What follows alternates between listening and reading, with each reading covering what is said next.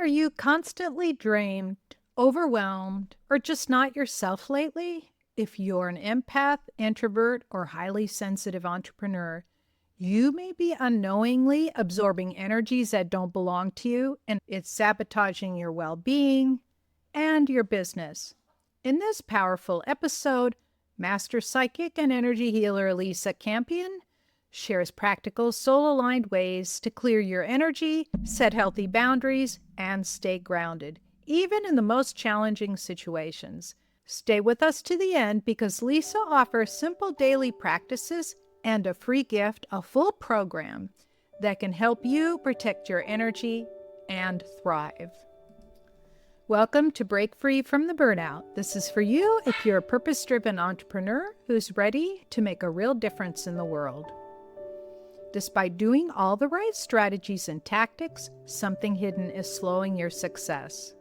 You're listening to Dr. Anastasia Chopelas, physicist turned energy healer, your guide through the quantum shifts that create real-world results so you can grow your business with more impact, income, and ease without burning out. Listen in. Your next breakthrough starts now. Are we ready, Percy? Are we going to behave? Okay. Today, I have a very special guest joining us. Lisa Campion is a master psychic, renowned energy healer, and best-selling author with over 30 years of experience helping people awaken their intuitive gifts and protect their precious energy. Through her books, The Art of Psychic Reiki and Energy Healing for Empaths, Lisa empowers empaths and sensitives to live soul-aligned, vibrant lives. If you've ever wondered how to shield yourself from energy vampires, trust your inner voice, and stay aligned in a noisy, demanding world, you're absolutely in the right place. I'm so happy to welcome you to the show, Lisa. Oh, I'm so glad to be here. Thank you for having me on your podcast. I'm really excited for this episode because so many empaths and introverted entrepreneurs struggle with staying energetically clear and grounded.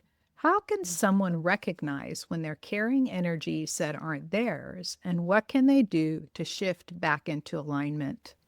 That's such a great question. And I think that the short answer is we don't feel well. Like you might feel very tired, you feel exhausted, maybe depressed or bogged down. If you have that experience after you had a meeting or after you had a connection with somebody, you might have picked up some of their energy. And I think a lot of us are realizing we're empaths and understanding what it means to be a highly sensitive person. And I think at that point, so I know if I need to lie down and take a nap, or I just even want to lie down and take a nap, or out of the blue, I don't feel like myself. And I'll catch myself saying, I don't feel like myself. I'm not myself today. When we say that, that's a really good indicator that we're tired, exhausted, cranky, all those things that we might have picked up energy that doesn't belong to us. A really simple energy clearing practice that anyone can do. I use breathing, really deep inhale, really, really deep exhale with the intention of clearing the energy that doesn't belong to me. But I also love running to the ladies' room, washing my hands and saying, with this water, with this soap, I'm washing away the energy that doesn't belong to me. It's a really good little ritual. And then combining that with a really, really deep exhale, like I'm just letting it all go. And I do those little mini resets in between clients, like when I start feeling bogged down, before I go into Costco, halfway through Costco, when I get out of Costco, and otherwise, Yeah. otherwise, halfway through Costco, I'm like curled in the fetal position, like I don't remember my name or where I parked my car. Yeah, Costco Yeah. has that frenetic energy, doesn't it? Yeah. So I think it's once you know that's what it is. And I mean, I think it's such a relief because you might go from feeling like, what's wrong with me to, oh, yeah, it's that. Right. Yeah, and it's not us. It's we're just absorbing other Yeah. stuff. Yeah. So you speak often about the importance of energetic boundaries for those who feel guilty setting limits, especially with clients, coworkers, or families. How can they start building stronger energetic walls without feeling like they're being mean or selfish? Yeah, that's a really great question. And it is hard for us sensitive types to do that. First of all, I can tell you that as contrary as it seems, when we set boundaries, people respect you. And think about the people in your life that you know set very clean. And there's a way to set boundaries that are very nice. We can still be kind. We can still be compassionate. We don't have to be mean to do it. But when we're really clear with our yeses and our nos, it makes us trustworthy. It brings respect. And if you put yourself in on the other, like the shoe on the other foot. So imagine a time when you requested something from somebody and they said yes, and you knew they didn't want to say yes, and then it gets weird. It feels murky. You're like, "Ooh." Then you feel guilty and strange. It creates this like weird tension in the relationship. And you're like, why didn't they just say no? Because that would be clear. So put yourself on the other end of that, and you'll just see no matter which end of that you're on, it doesn't feel good. So you're actually not doing people favors by not honoring your own boundaries. And especially if your tendency is to be in codependent or enabling type relationships. If you have kids, like you don't do your kids' homework for them, right? You say no. People don't learn if you're The like thing pick, about codependence is people that are in those relationships don't even realize what's happening. yeah, They just do it because that's how everybody's always done it. yeah, And they're stuck and their energy is stuck, especially if you're an introvert or an empath or you're highly sensitive, any one of those things. When you're caught in those kinds of relationships, it's really difficult. So those clearing exercises that you just described are perfect for everybody. Doesn't matter yes, who. that's right. Yeah, and then you'll start to, I think people will start to realize that they're in one of those relationships because they'll feel so much better after that clearing. And then they're going, hey, wait, Mm. what just happened? Yeah, as empaths and sensitives, we're really like naturally attuned to feel what other people need and then provide that. So it can be quite hard for us to feel what we need. What do I need? What do I want?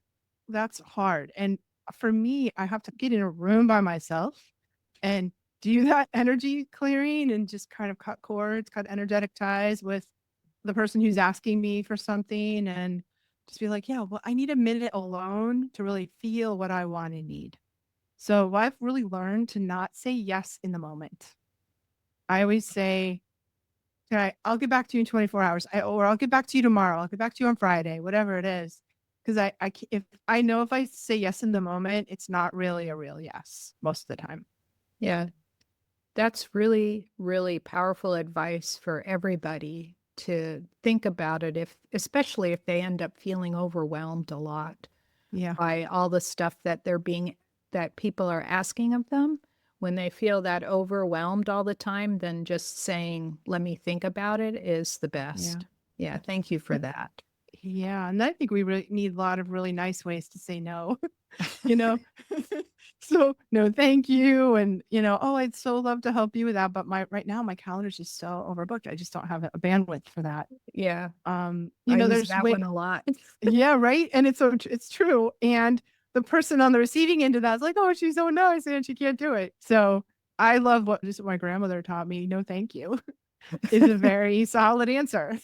and Yeah. um and it's kind of my go-to. But I think coming up with like 5 of those and practicing them, look at your eye in the mirror, go in the mirror, look yourself in the eye, say them over and over again until you can hold your own eye contact and smile while you say it. and and then you can pull it out when you need it. Yeah, and some people, they get me on the phone and they just wanna keep going. So then I go, "Oh, I have a hard stop in 5 minutes." Yes, And, exactly. so that also helps. So, I know for myself, energy vampires are a real challenge, especially in the entrepreneurial space. What are some practical strategies you recommend for recognizing and managing draining people without losing your compassion or your energy? I think it's a lot about what we just talked about. So recognizing them, I know that if I cross my arms over my solar plexus when I'm around somebody, it's a sure sign that I don't feel safe around them and they're kind of like they're energetically hooking me. And when we do that kind of cover up thing, I'm like, oh, this person may be draining my energy. I just want to give humanity the benefit of the doubt and say, like, 80% of the time people don't know they're doing it. 90% of the time they don't know they're doing it, especially if you're working in a service industry. People are just they just need stuff. We're needy, we're hustling. Our clients are looking for something from us that we're trying to provide. And they're not intentionally like, oh, I just think I'm gonna wake up this morning and drain the life out of Lisa today. Yay. Like that's not really what they're thinking about. um, some of them are. I mean, that we have the predatory, like psychopathic people who do that, and they're scary. But that's a small amount of people. When we do run into them, the real predatory vampires, I call them psychopaths, sociopaths, and they'll do it for fun. And they know they're doing it. When we're around them, we can get that kind of fear response. So paying attention to your intuition. Do your hackles raise? Do you dread seeing somebody? Some of them are really seductive They can be to quite us. charming. Yeah, they're Yep. charming, they're seductive, they say things that just make you feel, "Ooh." Ooh, And then yep. later you find out that they've spotted your energy. It's somehow they're Yeah. attracted to it and Yeah. want to glom onto it. We're like batteries. And they're gonna drain the battery. That's how Yeah, it goes. Yeah. perfect analogy. Yeah, the people that are draining us, and as you said, they don't realize it. It's because nobody's ever told them they have their own source. Right. They don't know how to. They Hardly don't. anyone knows how to source their own energy. Yeah. We just are constantly stealing it from each other all the time because it's the only thing that we know how to do until we learn. And we learn we can connect with the earth energy, we can connect with divine energy, solar energy, our own internal energy, all these energy sources that are available. And again, going back to energy management, right? So part of energy management is sourcing your own energy. Or if you do Reiki, like Reiki is a never-ending supply of universal life force energy. And having a self Reiki practice is a beautiful way to source your own energy. Self-care, like you just have to take care of you, like all the things that as we travel further along the spiritual path become obvious and become our habits, hopefully. But not everybody knows that or they haven't learned that yet. So we're just always, most of the time, unconsciously stealing energy from each other. Yeah. Yeah. So learning to trust intuition can feel like walking a tightrope between the deep knowing and the constant self-doubt. I know that there are days that I wake up with self-doubt and I'm going, "Wait, what?" So what are some small but powerful practices that can help sensitives strengthen their intuitive connection every day? There's a couple of things I think that are really good there. One of them is if you're feeling triggered, it's never your intuition. If you're triggered, if you're reactive, if you're in anxiety, which self-doubt is like a form of anxiety, that's not intuition. It's your inner child, or it's your some sensitive, vulnerable part that needs maybe a little love and healing. It may be like rising out of trauma or something that needs attending to with love. And I always know if it has this energetic charge, it's not real intuition, right? Or an emotional charge, it's not real intuition. But I think there are practices like I love a journal practice. And one of the first things I tell people to do is start journaling. Get a journal, call it your psychic journal. I actually published one called the Psychic Awakening Journal, but you can use any old journal and just start writing down, recording your dreams, if you pull cards, put them in there. Any signs and omens that you see, any hunches, nudges, intuitive hits. Anytime you have like a first impression when you meet somebody, because those things are a lot of times they're very strong in the moment, but they have an ephemeral quality to them, like a dream. And if we don't write them down, we forget them. So writing them down, recording them, and of course, whatever we pay attention to grows. And I think that's probably the number one thing. And also, I think we need to make quiet time. We live in such a busy world, and our intuitive time comes when we're relaxed. We're like a little bit more in the alpha brainwave state. We're in that sort of dreamy, open. You're just Half watching the grass half grow. You're awake, doing half yeah, asleep. half awake, or really light trance. Like you're doing the dishes, you're driving, you're walking the dog, like you're mowing the lawn, folding the laundry. These kind of in the tub. So many psychics get their best hits in the shower. Because we're just in that, we switch into this sort of alpha brainwave state where we're problem solving, creativity, intuitive is highest. Running and Yes, walking. that's right. Yeah. Yeah, when I was running a lab with experiments in it, sometimes I didn't understand what I was seeing. And then I'd put on my jogging clothes and go out for a run. And I'd say, I wonder what that is. And then I just let it go. And then the ideas Mm. started to flow in. So, yeah, I yeah, intuition that's is it. amazing that way. Totally. Yeah. So Mhm. I'd love to hear how Reiki fits into the picture for highly sensitive people, how learning or receiving Reiki can help an empath maintain their energy and realign with their soul's purpose. I recommend all empaths learn Reiki and for a couple of reasons. One of them is that Reiki level 1, we really focus on self-healing practices. So we learn energetic clearing practices, we learn energy management practices.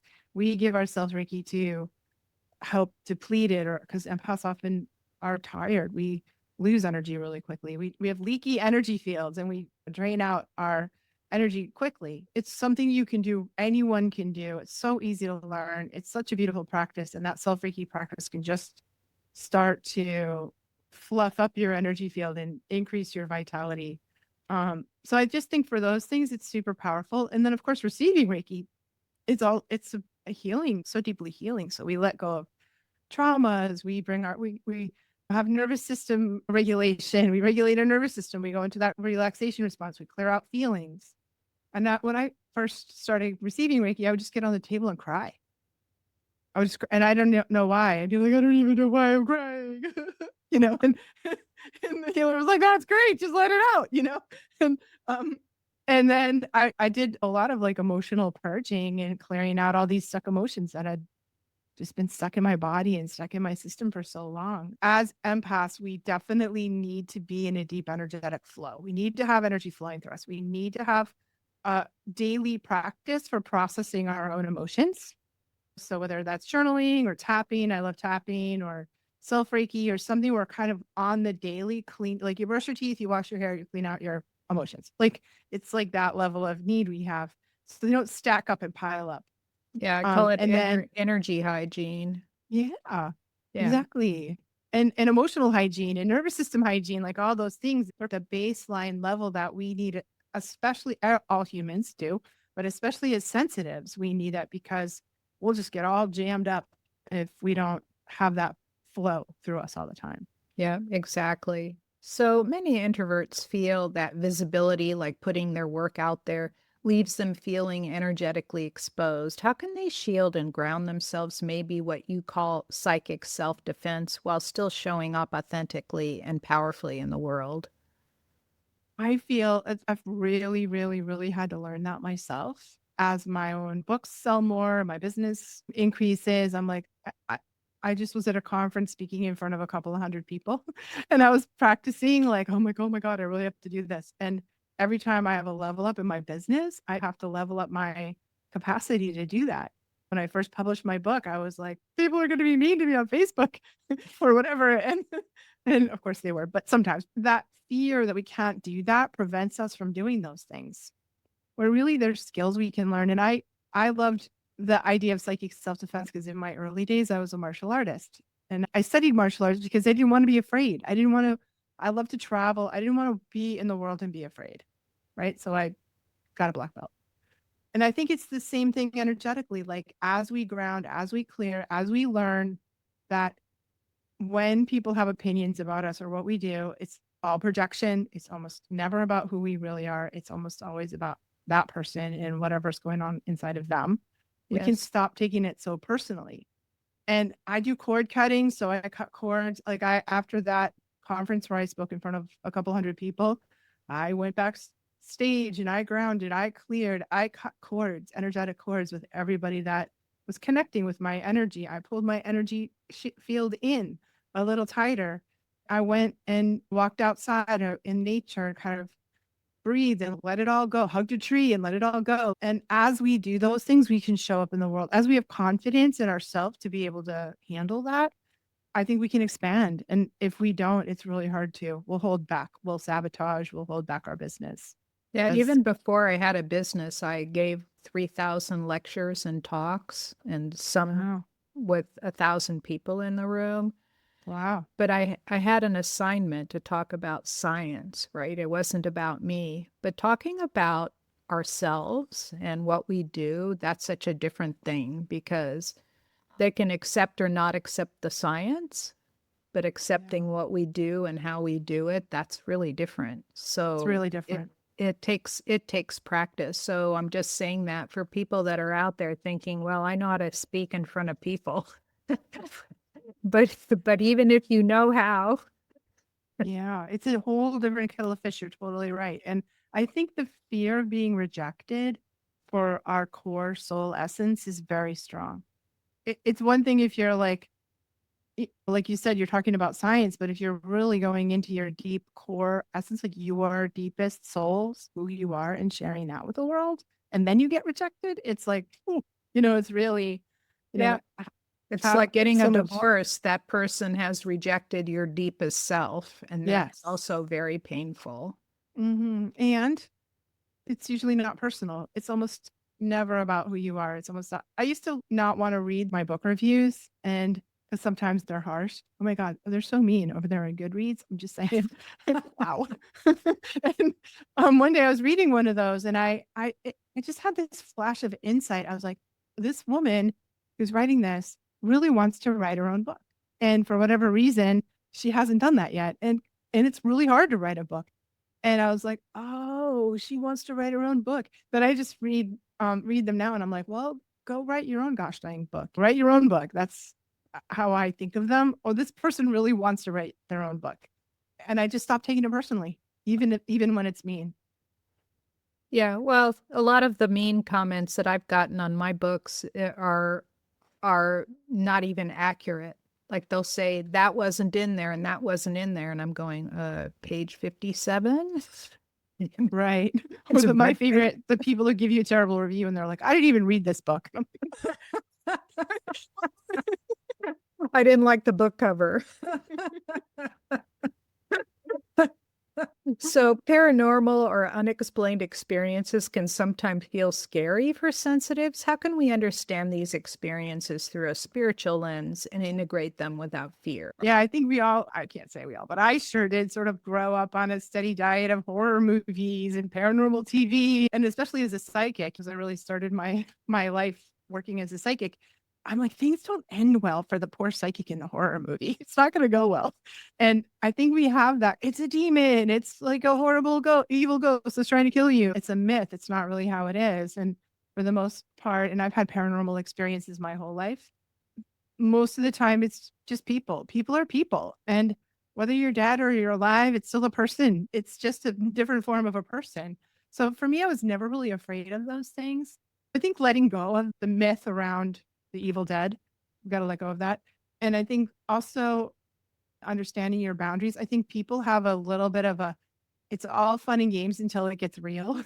And then when it gets real, they're like, this just got real. And what does that mean for them? It shakes the foundation of their worldview. And I think that can be really unsettling for people. I think that's the key. They're shaking the foundations of their reality. Like they Yeah. didn't know, like for me, when I first discovered it, because I've always felt like my grandfather died when I was 8, and I always felt him around. I always felt like he was a protective energy around me. And I dream about him sometimes, even though he spoke only Greek. I was helping teaching him English because I'm bilingual in Greek among other languages. But so I always felt like that. But then when I experienced not nice spirits and how Yeah. one of them attacked me and ran into me, and I could feel the force and my whole energy field tingled. And I'm going, Yeah. oh, that's interesting. So, what I tell people, and myself included, is that we're super women on this on the spiritual side. We're Mhm. super women. We control like 38 to 40 trillion cells in our body that have 9 trillion reactions in each cell every day. That's how much power we command. So we're super people. I love that. I think that's beautiful. We are the ones that have power here and they don't have power here. They're in another dimension, is really what's going on. And we're having peeks into that dimension or having some moments of crossover. where our dimensions are crossing over so we can experience them in a tangible way. Some people are not nice people. And if you were a jerk in real life, you might be a jerk as a ghost. Like death may not improve your personality very much. But I'm like, well, am I afraid of walking down the street and running into a mean person? Not really. And to me, it's kind of the same thing. And a good boundary, the boundary, whether the person is living or dead or whatever they are, if we have the boundary, then that's where we need to lean back into. What if you could recommend just one daily practice to keep our energy clean, clear, and vibrant, even on the busiest days? What would it be? Going outside bare feet. Yeah, that's Going awesome. outside, putting your feet on the ground, go outside, get your bare feet on the ground. I live in New England, so I can only do that 8 months out of the year. But I have a grounding mat under my desk. So I think really making strong connection with the earth. I think meditation, I think breathing, living a clean, healthy lifestyle, drink water, eat some vegetables, meditate, deal with your stress, all the living a good, clean, healthy life will really do a lot to keep our energy strong. Our energy field just gets weakened by poor sleep, stress, worry, foods with a lot of chemicals in it. And we know that weakens us, right? So breathe, connect with the earth, meditate. It's not complicated. It's really what you think it is. Yeah, it is actually pretty simple. So I just like to ask everybody, what does alignment mean to you? To me, that's such a beautiful question. I don't think anyone's ever asked me that question on a podcast. So thanks for coming up with a new one. I think it's about aligning the needs of our physical body. So I think about physical, emotional, mental, and spiritual. Those are the four selves that mostly we're dealing with.